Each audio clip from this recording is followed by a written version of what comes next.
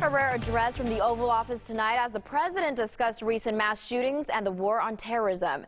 Good evening, I'm Grecia Aguilar. President Obama was stern and direct as he laid out the U.S.'s plan to fight ISIS here at home and around the world. 23 ABC's Jessica Harrington tells us what the president says about the ongoing fight against terrorism. Jessica. During the president's speech, he reassured the nation that he's confident the U.S. will defeat ISIS, at times pleading with Congress and the nation to make changes and stand together, saying the threat of terrorism has changed over the years.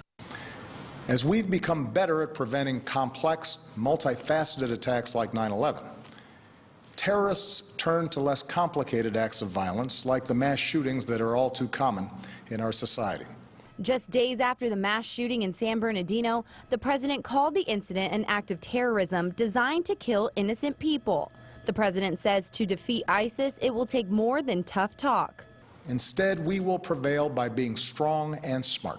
He says since the Paris attacks, efforts to destroy ISIS overseas are already underway, but says much more needs to be done here at home, including restricting those on no-fly lists from being able to purchase a gun. This is a matter of national security. And other politicians such as Hillary Clinton and Donald Trump say they agree. If you can't fly and if you've got some really bad, I would certainly look at that very hard. He also says it should be harder to buy assault rifles and there should be a tougher screening process for those who come to the U.S. without a visa. And finally, saying Congress needs to authorize military force against ISIS. Obama also says there are things that the U.S. shouldn't do. He says there should not be a ground war in Iraq or Syria. The strategy that we are using now, airstrikes, special forces, and working with local forces who are fighting to regain control of their own country, that is how we'll achieve a more sustainable victory.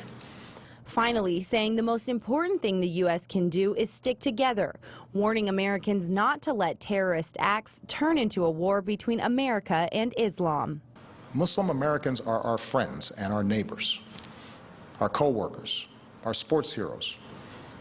And yes, they are our men and women in uniform who are willing to die in defense of our country.